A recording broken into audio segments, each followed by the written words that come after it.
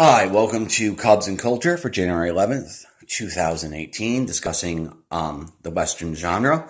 At this point, I just want to give a definition for classical Western.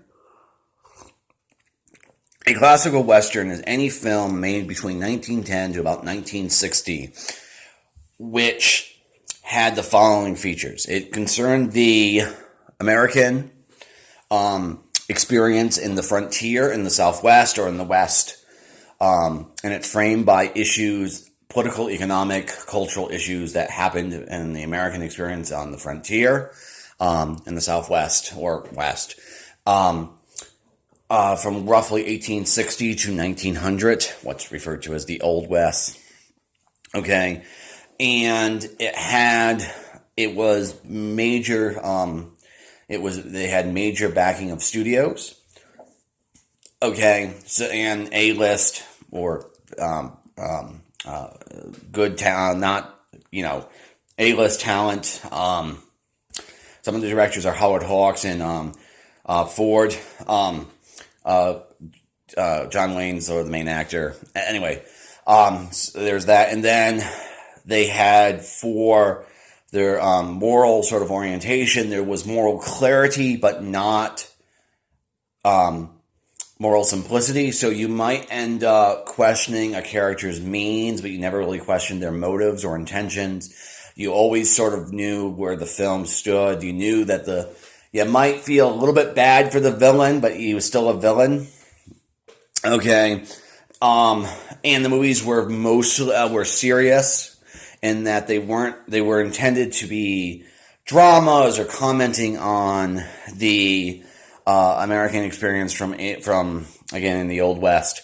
Okay, 1910 to 1960. Now there's certain films that are made after this period which are closest in form to the classical Western.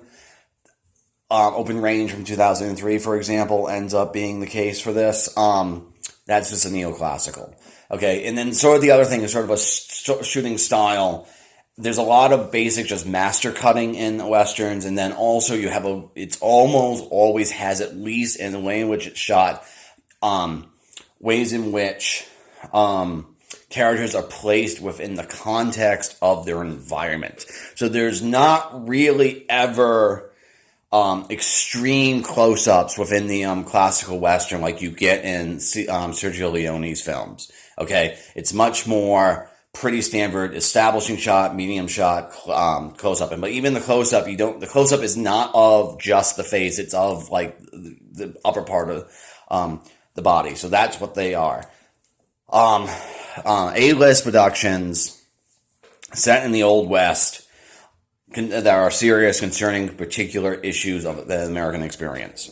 So that's what the classical Western is. Now, these films are peculiarly American. They're often concerned with rugged individualism, taming civilization, taming the wildness, order being opposed upon lawlessness is a really common theme in the classical Western. Classical Western.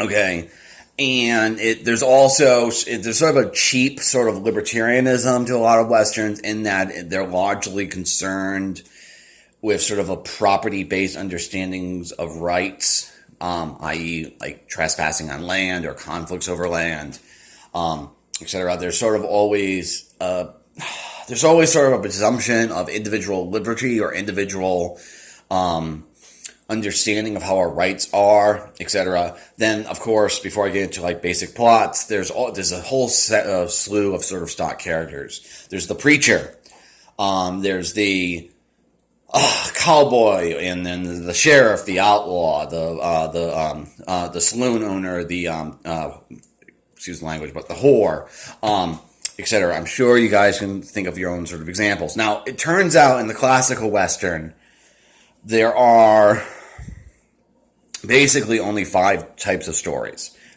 that really, at the end of the day, every single Western can fit at least one of these sort of definition plot lines. One of them is the Empire story. This is the rags to riches story, Cimarron, which won Best Picture in 1932. sort of the best example. It's about a person going out west to find their fortune and they're successful, blah, blah, blah. Then there's the homestead story, or the robber baron story, which is about a family or a person trying to protect their land from the Union Pacific's trying to take it over because they need the land for the railroad. Or sometimes you get it as the Native Americans are attacking people, or sometimes it's a rival homesteader. Okay, so it's about protecting the family farm. The Searchers is sort of a good example of this. Then you have the outlaw or sheriff story. It's exactly the same sort of story. It just depends on whose perspective you're taking. It's concerning a series of crimes, usually robberies, that take place within the Old West, and either if it's the sheriff, it's trying to bring the perpetrators to justice. Or if it's the outlaw, it's Robin Hood basically in the Old West, where it's about robbing the rich to feed the poor, so being unlawful to be just, that sort of thing. So for the outlaw version, you have Jesse James. For the sheriff version, you have Rio Bravo, hence why I'm showing you Rio Bravo. Okay, then you also have the frontier or the cavalry and Indian story, and this is specifically about traveling across the plains, and these sort of stories are basically about survival against the elements and or Native Americans, First People. Stagecoach and the Big Trail are sort of the big ones. The Revenant is sort of a frontier story, though it's not that. The Revenant is not a classical Western. For one thing, it's a Northern Western, a whole bunch of other things. But if you've seen it, the Revenant kind of fits the frontier or Indian cavalry story. Then, of course, there's the other plot, which that happens in Westerns, is revenge. The movie here, 7 Men From Now, is the example I have written. This is about someone being wronged in the past and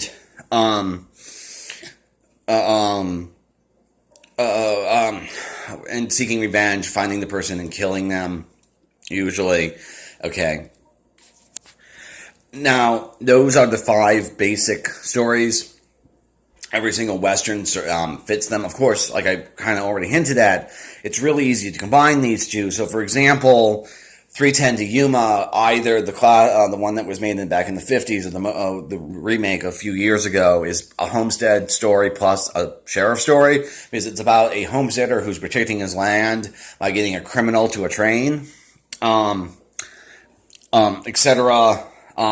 Or you can imagine like an outlaw story becoming a frontier story, because the sheriff successfully runs in all town, etc., etc., etc. But so the point of the matter is, these are the 5 most basic plot types in classical Westerns, and keep them in mind, because as the forms, I'm going to talk about how the form can change in the next section. So what I want people to take away is, those are the 5 basic plots. The classical Westerns have moral clarity, but not moral complexity. They are wide open, pretty films. The movie sort of glorifies the classical Western glorifies the American Western experience. So they're often not concerned with sort of dirt or grime. They're sort of presented kind of not overly artificially, but sort of in a pretty way. Again, Monument Valley by like Stagecoach is sort of the thing. And cinematically, it's about the environment that they're in all the time is really important. You don't get too many extreme sort of close-ups. Okay, so those are the basic plots: rugged individualism, conquering wilderness or lawlessness, glorifying or prettifying the American experience in the Old West, and moral clarity but not moral complexity. Okay, so let me pause there, because I think I'm starting to repeat myself.